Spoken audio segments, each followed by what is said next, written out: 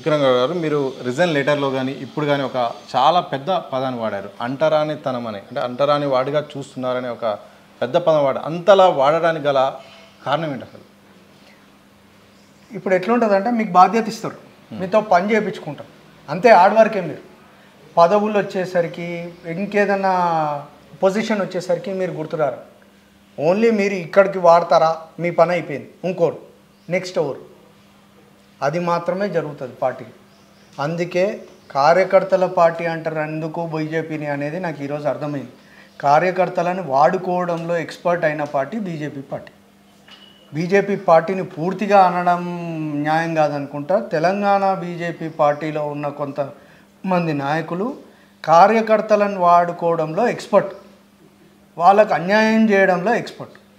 అందుకే ఆ పద్ధతి నచ్చకనే నేను ఈరోజు బీజేపీ పార్టీని వదిలేసిపోవడం జరుగుతుంది. మీరు ఎలాగో రిజైన్ చేశారు, ఎవరు ఆ నాయకులు అంటే ఏం చెప్తారు? ఇంకా ఎవరు ఆ నాయకులు అంటే ఈరోజు వాళ్ళకంటూ వాళ్ళ సొంత ఇంటోట్లు వాడని నాయకులు ఉన్నారు. పార్టీ ఆఫీస్లో కూర్చొని డిసైడ్ చేస్తారు వాళ్ళు ఎవరికి ఎమ్మెల్యే టికెట్ రావాలి, ఎవరికి రావద్దు అనేది వాళ్ళు లిస్టు తయారు చేస్తారు.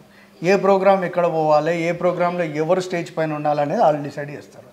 అట్లాంటి నాయకులు మా ఫేట్లు డిసైడ్ చేస్తారు. సో అసెంబ్లీ ఎన్నికల సందర్భంగా చివరి నిమిషం వరకు మీ పేరు వినిపించింది, ఎందుకంటే అప్పటికే రాజాసింగ్ సస్పెన్షన్ పూర్తి కాలేదు కాబట్టి. ఏం జరిగింది? ఒకవేళ ఆ టికెట్ మీకు రాకపోయి భంగపడ్డప్పుడు మిమ్మల్ని బుజ్జగించే ప్రయత్నం జరిగింది?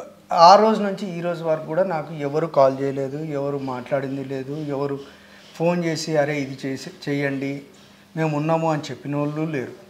మా అంతలం మేము బీజేపీ పార్టీలో టికెట్ రాకున్నా కానీ పార్టీకి లాయల్గా ఉండాలి కాబట్టి మా బాధ్యతగా ప్రతి ఒక్కరము కూడా నాకు సంబంధించిన నా క్యాడరే కానీ అందరూ కూడా పార్టీలకు అతీతంగా బీజేపీ పార్టీని గెలిపించుకోవడానికి ప్రయత్నం మేము చేసాము. లాయల్టీ మేము చూపెట్టుకున్నాం. కానీ పార్టీ తరఫు నుంచి మళ్ళీ మాకు ఈ రోజు వరకు కూడా ఎవరు వచ్చి మాట్లాడింది లేదు.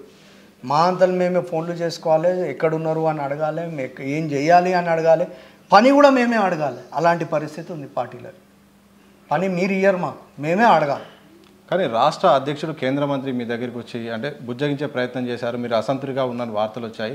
ఎక్కడ ఏం మాట్లాడారు, ఎందుకు కన్విన్స్ కాలేదు? నాకు కేంద్ర మంత్రి గారు నాకేం ఫోన్ చేయలేదు, నన్ను ఏం బుజ్జగించలేదు.